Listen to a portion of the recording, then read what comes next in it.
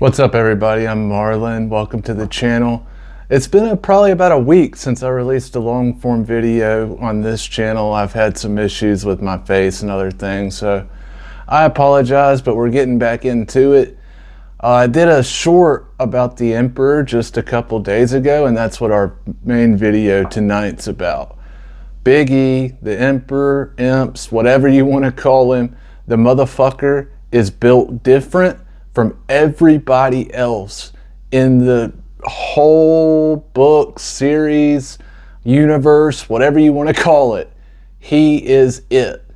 I mean, the first time I remember actually seeing him in the Horus Heresy novels, I think was in the book Fallen Angels, and when he makes an appearance on Caliban. And he's meeting with a dark angel named Zahariel, and not really meeting with him, but meeting him in a way. And Zahariel's psychic powers are just coming into fruition. He's just starting to feel it a little bit, you know. And when the Emperor walks in to inspect him, look at him, whatever the fuck you want to call it, Zahariel has this feeling like everything about the Emperor is being held in. And if it wasn't, they'd all be fucking decimated within a second. And we also see some of the Primarchs with that very similar feeling. But throughout the Horus Heresy, we really don't see him that much until we get to the Siege of Terra, which I'm still reading through. But he does make an appearance in weird ways in the Outcast Dead. And then we also see him in the Webway. And then we see him when Horus remembers fighting with them on Ulanor against the Orcs. And in every single case where the Emperor goes to war, he is like a fucking psychic supernova going off on everybody around him. The Webway is a really good example. Some people have called it, called videos, The Sun Rises in the Webway, or things like that. That may have been what the chapter was actually called. I don't remember. But when the Emperor enters the Webway to save all the Custodes, Sisters of Silence, and everybody else, he speaks to them all mentally, psychically. He never moves his mouth. And this is something that you actually see with his interactions with almost everybody. Excuse me. They don't know or remember if that interaction, like when they saw him then, was that how he looked the last time they saw him? Was that how his voice sounded?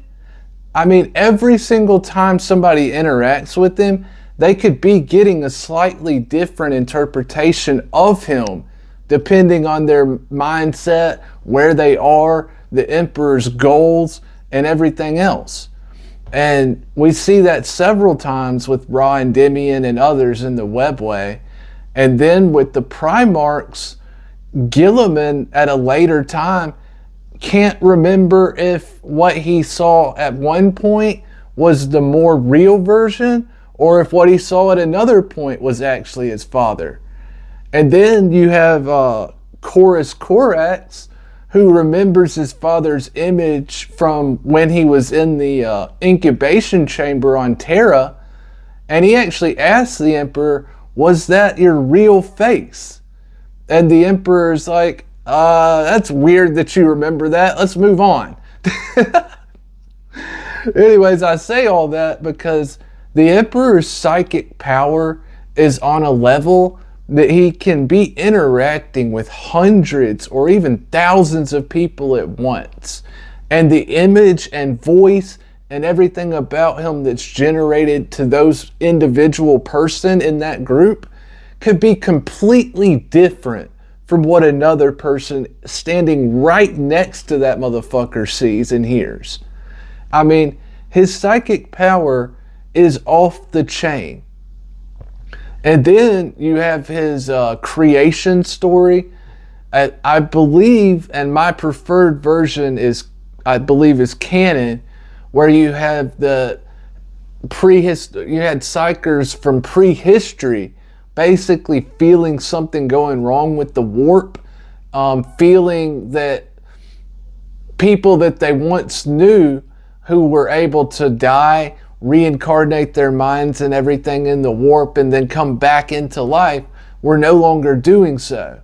They felt these disturbances and growths, and they decided basically to commit mass Harry-Carry, for lack of a better term, and pour all of their souls into the warp at once, to then conglomerate and make one ridiculously fuck-off powerful psyker, thus the Emperor. And then you have others who also believe that he could have been the creation of one of the very last old ones, if not the very last. So you have a couple of different creation myths or whatever, but the main thing is the Emperor is a psychic anomaly that is not repeated, right? Somebody like him is never coming along again for the human race, most likely. Even with the psychic awakening of the human race, he's just so far ahead of everybody. He's really not fucking human, in my opinion, at all. I mean, it's like Ra Endymion's mother said when the can't remember his name, but when the custody general came for her, and as Major Kill has talked about this before, he doesn't fucking shit, he doesn't sleep, he doesn't really eat. Does he even fucking breathe? I mean, these are all legitimate questions in a certain regard. We just know that his psychic power and the flame of his psychic might is so unregulated and so far above and beyond everybody else that everybody else is just like playing on hard mode and he's playing the game on easy, right? He is like the most interesting character in a lot of ways, in my opinion, though, at the same time. And I think the Black Library did that on purpose. They've withheld so much information about him, but given these little trickles of information here and there about his past, about the conquering of Terra and all of that, but we have so little to go on about who he actually is and where he actually comes from, that, I mean, I think that's a story thing done by them intentionally. You can always write more later, but if you like box it in, that's it, and you sort of have to stick with that story, right? But every time I've seen him enter the fray, it is interesting, and his thought process, like I talked about in the video about Angron, is so unhuman.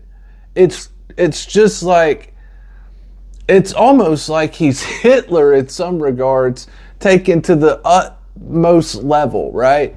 I mean, the pure standards of purity that he wants enacted, the level of obedience that he wants, it is like everything is going to be put in place my way, or you can fuck off and die.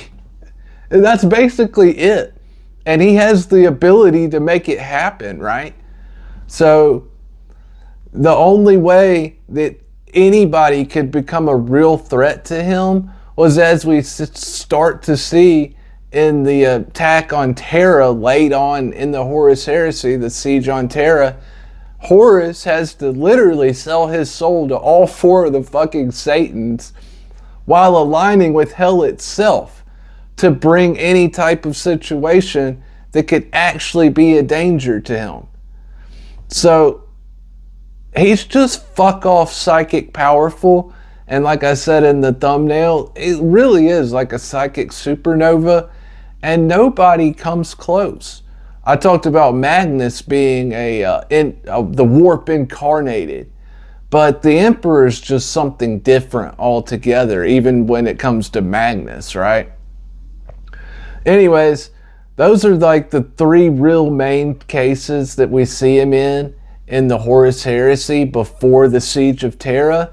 And I have to say that to me, one of the most interesting parts is seeing him interact with Corax, Corvus Corax, as one of his sons, obviously, one of the Primarchs, when he comes back to Terra after the Isvan massacre, and then again when he goes into the Webway, and then when he's projecting himself into Ra's dreams. Because Ra, as a custodian, he doesn't dream. So whenever he's asleep, meditating, whatever, the Emperor and the Webway specifically, there are many occasions in the story where the Emperor projects his mind or his vision or his body or whatever into Ra's mind. And those conversations are super interesting, mostly because of how fucking blunt Ra can be at times. He's like, what do you want, man? I got these bitches from hell coming at me from all directions, and you keep interrupting my shit. What do you want? When are you coming in here to save our asses? That's hyperbole to just a little bit. I mean, Ra really did believe and ask several times, can you get off the throne to get into the Webway? And like I said in the short, if he hadn't found a way into the Webway and into that war, every single fucking custodian, Sister of Silence, and Astartes, along with all the tech priests from Mars that were in there, would have died. Absolutely. No doubt about it. Him being able to get off the throne and come into the Webway for even that short amount of time was instrumental, the only thing that was going to save their lives. And then on top of that, talking about a psychic supernova, when he does come in, that's like literally the first thing he does. He just starts spitting fire out of his ass and hands all over the place, right? And the dust from all of the dead from hell, all the demons just obliterating in this psychic nuclear supernova is so ridiculously vast that it's sticking to the custodian's armor. It's hilarious. But those are my favorite portions of the Big E, Emperor, Imps, whatever you want to call him, when he threw out the Horus Heresy, and especially, even though it's short, his interaction with Zahariel, because that becomes really important later on. Anyways, I'm going to get into some more specific videos of Big E soon, but I wanted to talk about that tonight and just mention a few parts of why he's so different than everybody else. I mean, he's just so interesting. His psychic abilities are so off the chain. He's just not like anybody else. So anyways, like I say, as always, let us know what you want to talk about. Get at us in the comments. Let me know what you think about tonight's video. Let me know what you think. The main thing I'd like to hear from y'all about, the big back and forth that seems to be about the Emperor, is his origin story. So what do you think? Was he, one of the creations of the old ones? Or was he a compilation of prehistoric psychers who decided to all commit hara-kiri at the same time and throw their souls into the warp to become one conglomerate? Let me know. Hit that like button on the way out. Hit that subscribe button. We'll be getting back to y'all real soon. I'm Marlon. This is Marlon's 420. Really enjoyed y'all. Really appreciate y'all. We'll be back soon. Cheers.